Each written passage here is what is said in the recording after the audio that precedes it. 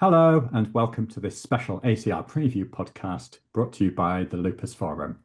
My name is Ed Vital. I'm a professor in translational medicine at the University of Leeds in the UK, and I'm the steering committee chair for the Lupus Forum. Today, I'm joined by Professor Maria Dall'Era. She's a professor of medicine and chief of the Division of Rheumatology at the University of California, San Francisco. Welcome, Maria. Thank you, Ed. It's great to be here. So, in this podcast, we're going to be talking about what we're looking forward to the most at this year's ACR. There's, as always, lots of lupus content, the most important of which we've captured in our highlights brochure. There's over 50 abstracts across the conference in that brochure covering lots of different topics and therapeutics. So you can find that on the Lupus Forum website. And just to add, as always, if you want to be informed about the key abstracts for other areas of rheumatology, rheumatoid arthritis, psoriatic arthritis, axial spondyloarthritis, or scleroderma, there's highlight brochures and preview podcasts for those disease areas on the Immune-Mediated Inflammatory Disease Forum and on the Scleroderma Forum. But back to lupus. So, Maria, what are you looking forward to the most? What should we be going to or looking out for? Yes, well, thanks, Ed. And as you said, there's a lot of lupus content coming up at the ACR. One little tip is that as I went through each day, some of the lupus content overlaps with each other. But the good thing for our listeners to know is that most of the content will be on demand. So if you can't make a session live, you can choose one session to go to, and the session you couldn't attend, you can get on demand within 24 hours. So that's a nice feature as well to take some of the pressure off for our Yeah, that's listeners to exactly what know. I'm going to be doing because I found a clash on the first day. Oh, yes, there's clashes even starting on the first day. But starting on the first day, Sunday, I would like to highlight kicking off the morning is the 2025 ACR guideline session for the treatment of lupus, where we'll be reviewing the new ACR guidelines, not yet published, but is available in summary form. So please come and you'll hear about of the highlights from the new guideline in SLE. And then competing with that time is the plenary, and there's an abstract that Michelle Petrie will be presenting, discussing when we should be biopsying patients with suspected lupus nephritis at what level of proteinuria. And then following that, there is a nice session, a lot of sessions on cell therapies. This one is called Driving CAR T into the Future. What are the right B cell targets? Inaki Sans and Nan Shen, who are both excellent speakers. I highly recommend that session. I think it's going to be excellent. And then later in that day, new rules of the road, update on CAR T immune reset. So another kind of overview session with Max Koenig and Joan Merrill. Again, very excellent speakers. So if you're interested in learning more about the current state of affairs with cell therapy in lupus, these are good sessions to go to. And then just capping off the day, there's an oral abstract session. Ed, you'll be presenting at that session as well as other of our steering committee members. So I highly recommend that. And then later, there's the Edmund Dubois Memorial Lecture, which is a very nice memorial lecture focused on a topic in lupus. And this year is Sean Jackson, who's going to be reviewing B-cell mechanisms and targeted interventions in lupus nephritis. Again, this theme of how do we target B cells in lupus? And then at the very end of the day, another oral abstract session. So a lot of lupus on that first day. Okay, that'll keep me busy. The next day, we start with the plenary. And one of the sessions that caught my eye is going to be a presentation by Andrea Fava reviewing the newest data from the Accelerating Medicines Partnership, and specifically looking at tenascin C and its association with kidney function loss. And then competing with that session, which you'll have to get on demand, is a session on T-cell engagers, which I think is going to be very interesting.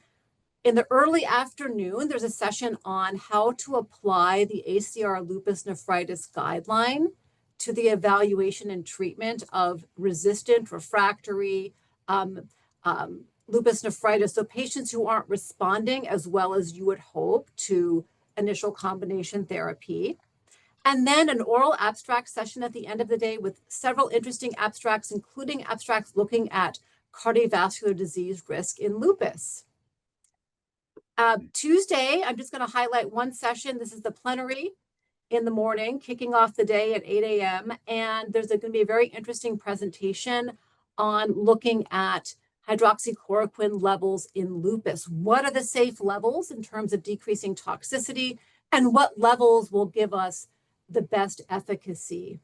And then lastly, on the very last day, there's late breaking abstracts that are going to be, I think, very interesting as well. Many of them have to do, again, with cell therapy, level of B cell depletion. So take a look at that. So that gave you kind of an overview of day to day. And Ed, why don't you tell us about which abstracts caught your eye? So of course I've done the highlights brochure, so I had to have a read through to pick out some highlights there, and I noticed, some themes, I guess you could say, across the conference in terms of the emphasis on the abstracts. So, what one thing I noticed a couple of abstracts on were about how well do we actually do with current therapy. So it's interesting to see that emerging because I think people are sort of seeing that as new therapies come along, then the bar gets higher of what we want to try to achieve. So there was an ABPLAR abstract looking at 5,000 patients and how long you get high level responses like LLDAS remission, steroid-free remission. And they highlighted that steroid-free remission is not that common. And there was also one similar sort of idea about how much you get complete renal response and progression-free survival in lupus nephritis as well. So I thought those two were worth a look.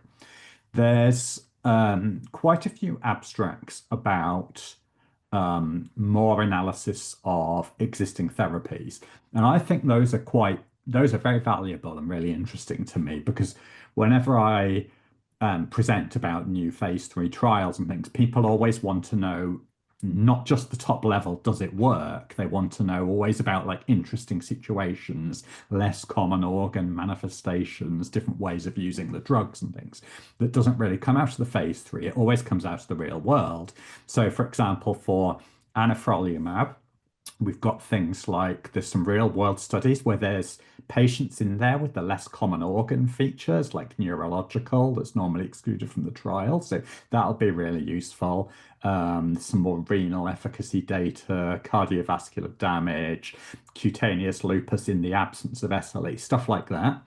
And then for belimumab, there were a couple of others that looked interesting in a similar way, like, for example, showing that it actually works pretty fast sometimes in patients or the patient subgroups who respond the best. And it looks to me like those were quite different from what we're used to saying from the phase 3 trials about who does the best.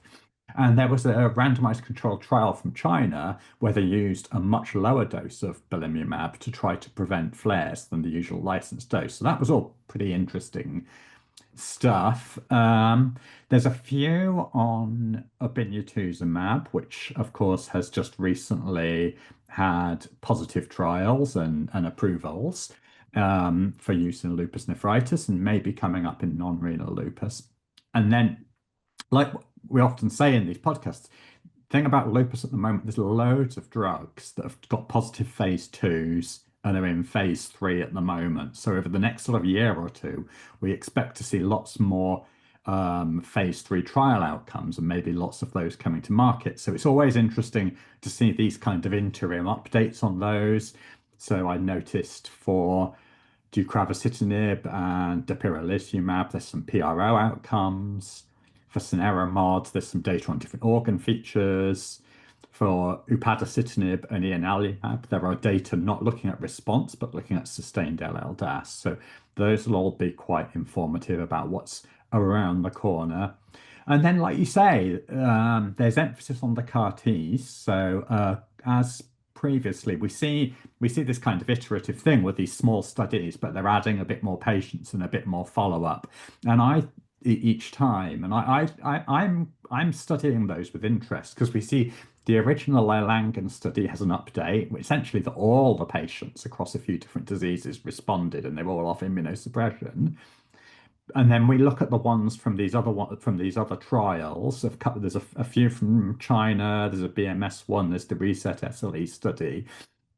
They're responding, but I'm not yet sure whether they've got such high rates of drug-free remission as the original Erlangen series. So I'm going to be studying those data with great interest, and I'm sure I'll be asking some questions too. So yeah, that'll keep everyone busy, I think. So that's probably all we have time for today. But I hope listeners have enjoyed this preview podcast. The Lupus Forum has a lot of other ACR content planned this year in Chicago as the Congress gets underway. You can get a condensed overview of the most important abstracts each day by listening to the daily highlights as they come out each morning.